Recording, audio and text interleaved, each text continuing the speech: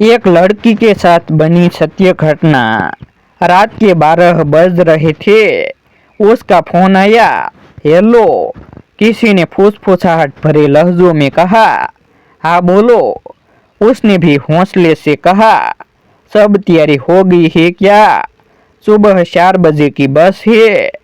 मैंने अपने कपड़ों का बैग तो पैक कर लिया है, बस पैसे और गहने लेने हैं। अपने सब डॉक्यूमेंट भी ले लेना। हो सकता है दोनों को नौकरी करनी पड़े। नया घर संसार जो बसाना है। ओके, मैं सब कुछ लेकर तुम्हें कॉल करती हूँ। उसने सबसे पहले माँ की अलमारी खोली और उसमें से गहनों का डिब्बा निकाला। अपने लिए बनवाया गया मंगलसूत्र बैग में डाला। अंगूठी और झुमके पहन लिए। अभी चूड़ियों का डिब्बा वह उठाकर बैग में डाल ही रही थी कि माँ की तस्वीर नीचे गिर पड़ी। उसे याद आया कि माँ की बरसों की इच्छा थी सोने का चूड़ा पहनने की, मगर जब पापा का एरियर मिला था तो जो चूड़ा बनवाया गया वो माँ ने यह कहकर उसके लिए संभाल कर रख दिया था कि जब बिट्टू इंजीनियरिंग करके नौकरी करने लग जाएगा तो खूब सारे बनवा लूंगी। अभी तो तेरी शादी के लिए रख लेती हूँ। मेरे लाडो पर यह कितनी सुंदर लगेगी। उसने तस्वीर वापस अलमारी में रखी और सोडा बैग में रख लिया। अब बारी थी नकदी की। घर में 75,000 पड़े थे। पापा कल ही बैंक से एजुकेशन लोन लेकर आए थे। बिट्टू का आईआईटी का दूसरा साल चल रहा था। घर के रुपये पैसे का हिसाब और चाबी उसी के पास रहती थी। पापा हमेशा कहते थे जब यह पैदा हुई थी उससे पहले मैं स्टेशन पर कुल्ली का काम करता था। जैसे ही यह पैदा हुई मेरी सरकारी नौकरी लग गई। यही मेरे भाग्य की देवी है, मेरी लाडो बेटी। उसने अपने सभी डॉक्यूमेंट बैग में रख लिए थे।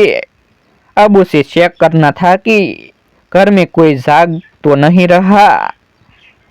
सब सो तो रहे हैं ने।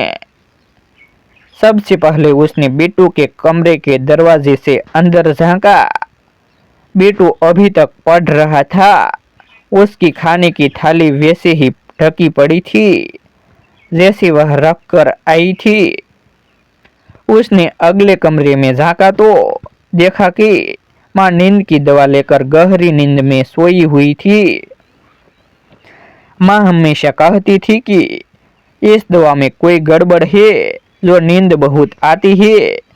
ये मुझे शुगर भी बुरी बीमारी है, एक बार लग जाती है तो कभी खत्म ही नहीं होती। दरवाजे की सीढ़ी में से पापा दिखाई दे रहे थे। वह अपने वर्किंग टेबल पर बैठे व्यापारियों का बही खाता तैयार कर रहे थे। वैसे वे नौकरी करते ही अभी कुछ दिन पहले ही उन्होंने यह नया काम ढूंढा। मकसद तो था कि बेटी की शादी में पैसे कम न पड़ जाए, पर कहने लगे कि कॉमर्स पढ़ा हूँ। बही खाते भूलने लगा था। चलो इससे इसे भूलूंगा भी नहीं और कुछ एक्स्ट्रा इनकम भी हो जाएगी। सभी अपने अपने काम में व्यस्त थे। वह अपने कमरे में आई और उसे फोन लगाया। सब रास्ते साफ है, सब अपने काम में लगे हैं। मैं चुपचाप घर से बाहर निकलूंगी, उससे पहले फोन करके बता दूंगी। अच्छा, तुमने गहने और पैसे ले लिया ना? हाँ ले लिए, पर तुम बार बार गहनों और पैसों के बारे में क्यों पूछ रहे हो?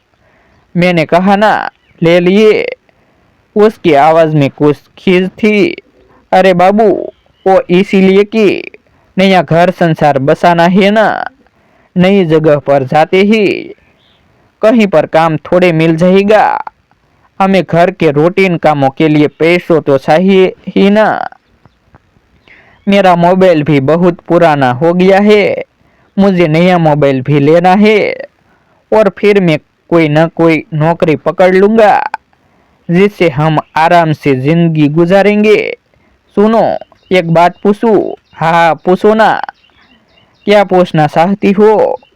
तुम्हारे लिए जो जान भी हाजिर है मेरी जान। मिस्टर रोमियो, यह मस्करी छोड़ो और मुझे बताओ कि क्या तुम में इतनी हिम्मत नहीं है कि मुझे कमाकर अपने पैसे से रख सको, मुझे खाना खिला सको? ऐसी बात नहीं है बाबू, तुम बिन अब रहा नहीं जाता। हम जाते ही मंदिर में शादी कर लेंगे और काम मिलेगा तो आराम से जिएंगे। अब उसका दिमाग ठनका। फोन पर कुछ देर के लिए सन्नाटा छा गया। लड़की गहरी सोच में डूब गई। उसे लगा कि वह कितना गलत करने जा रही थी। जो लड़का अपनी सुख सुविधाओं व अय्याशियों के लिए मुझे ढाल बनाना चाह रहा है, जिसकी नज़र मुझसे अधिक मेरे गहने व पैसे पर है, वह लड़का मेरा कितना ख्याल रख पाएगा? उसने मन ही मन एक दृढ़ निश्चय कर लिया और इससे पहले कि लड़का इस सूपी पर कुछ कहता, वह बोली, सुनो तुम एक काम करो, अभी भागने का प्लान कैंसिल करती है। पहले तुम कोई काम पकड़ो और इतना पैसा कमा कर इकट्ठे कर लो कि 2 महीने तक तुम्हें काम ना भी मिले तो हमें कभी भूखे मरने की नौबत न आए।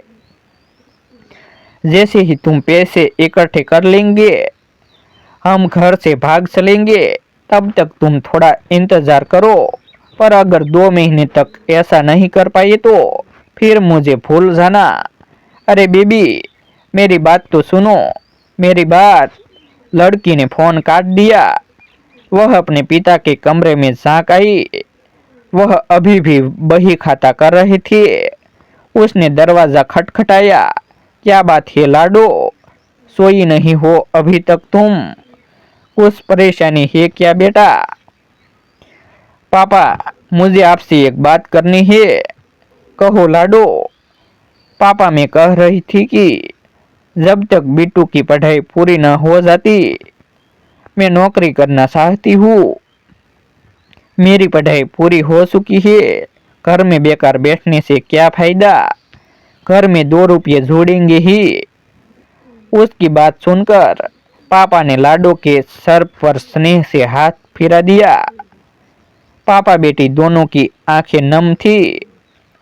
लाडो भी मन ही मन ईश्वर को थैंक्स कर रही थी कि लोगों की तो नींद तक भी सही समय पर नहीं खुलती है, पर उसकी तो आंखें सही वक्त पर खुल गई।